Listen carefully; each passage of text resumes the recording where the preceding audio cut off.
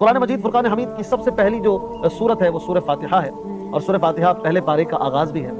سورہ فاتحہ کو فاتحہ کیوں کہتے ہیں؟ فاتحہ کا معنی ہے کھولنے والی، چونکہ جب قرآن کھولتے ہیں تو پہلے یہ سورت سامنے تشریف فرما ہوتی ہے، اس لیے اسے فاتحہ کہتے ہیں کہ یہ قرآن پاک کو گویا کھولتی ہے۔ اس سورت میں 1 رکوع 7 آیتیں 27 کلمے اور 140 حروف ہیں۔ یہ قرآن پاک کی وہ عظمت والی سورت ہے کہ جو مدینہ منورہ میں نازل ہوئی، اور ایک قول یہ ہے کہ یہ سورت مکہ مکرمہ میں بھی نازل ہوئی اور دوبارہ اس کی عظمت کو ظاہر کرنے کے لیے مدینہ منورہ میں بھی نازل ہوئی، یعنی 2 بار یہ قرآن کی سورت نازل ہوئی۔ اس سورت کے فاتحہ کے علاوہ اور بھی نام ہیں، اور کسی چیز کے ناموں کی زیادتی ہونا، کسی کے القابات کا زیادہ ہونا، یہ اس کی عظمت اور عزت اور شرافت کا بیان ہوتا ہے۔ سورہ فاتحہ کے علاوہ اور بھی نام ہیں، اسے سورہ ام الکتاب بھی کہتے ہیں، سورہ حمد بھی کہتے ہیں، سورہ کافیہ بھی کہتے ہیں، سورہ دعا بھی کہتے ہیں، سورہ شفا بھی کہتے ہیں، اور یہ سب اس اعتبار سے ہے کہ اس سورت سے کیا کیا برکتیں اور فضیلتیں حاصل ہوتی ہیں۔ سورہ فاتحہ یہ بڑی زبردست سورہ مبارکہ ہے۔ حضرت ابو سعید بن معلہ رضی اللہ تعالیٰ عنہ فرماتے ہیں، میں نماز پڑھ رہا تھا، نبی کریم صلی اللہ علیہ وسلم نے مجھے بلایا، میں نے جواب نہ دیا۔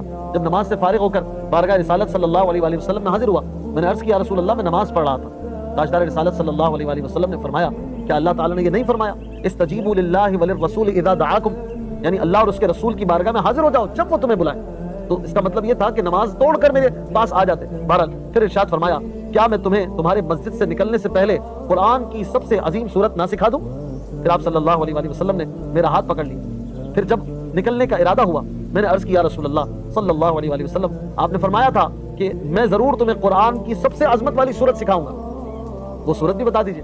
چنانچہ نبی کریم صلی اللہ علیہ وسلم نے ارشاد فرمایا، وہ سورت سورہ فاتحہ یعنی الحمدللہ رب العالمین ہے، یہی 7 مثانی اور قرآن عظیم ہے جو مجھے عطا فرمائیں گے۔ یہ وہ 7 آیتیں ہیں کہ جو 2 بار نازل ہوئیں، اور ان کی عظمت اس سے بھی ظاہر ہے، اور یہ کتنی پیاری صورت ہے کہ اس سے شفا بھی حاصل ہوتی ہے، اس سے دوا بھی ملتی ہے، اس میں دعا بھی ہے، اور اس کے ذریعے دعائیں بھی قبول ہوتی ہیں۔ اسی طرح ایک اور حدیث پاک میں ہے، رسول اللہ صلی اللہ علیہ وسلم نے ارشاد فرمایا کہ اللہ تعالیٰ نے تورات اور انجیل میں سورہ فاتحہ کے مثل کوئی صورت نازل نہیں فرمائی، اور اسے ام القرآن بھی کہا جاتا ہے۔ بڑی پیاری صورت ہے سورہ فاتحہ، اس میں اللہ تبارک و تعالیٰ نے حمد و ثنا بھی اپنی بیان فرمائی ہے، اپنے رب ہونے، رحمان ہونے، رحیم ہونے، اور مالک یوم الدین یعنی قیامت کے دن کے مالک ہونے کا بھی بیان فرمایا ہے۔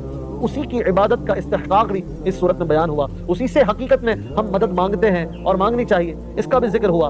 دعا کے آداب بھی اس سورہ مبارکہ میں بیان ہوئے، اور صراط مستقیم کا بیان بھی کیا گیا، اور ہدایت کی جو راہ ہے وہ بھی اللہ پاک نے بیان فرمائی کہ وہ راہ کن کی راہ ہے۔ یعنی گویا یوں سمجھیے کہ یہ سورہ فاتحہ ایک مکمل پیکج ہے، یہ چھوٹی سی بظاہر صورت ہے، لیکن مضمون کے اعتبار سے اور موضوعات کے اعتبار سے ایک طویل صورت کی طرح ہے کہ اللہ تعالیٰ نے گویا اس میں علم کے چشمے اور دریا بہا دیے ہیں۔ سمجھنے والے کے لیے اس میں بہت ساری باتیں ہیں۔ اللہ تعالیٰ سورہ فاتحہ کی برکتیں ہمیں عطا فرمائے۔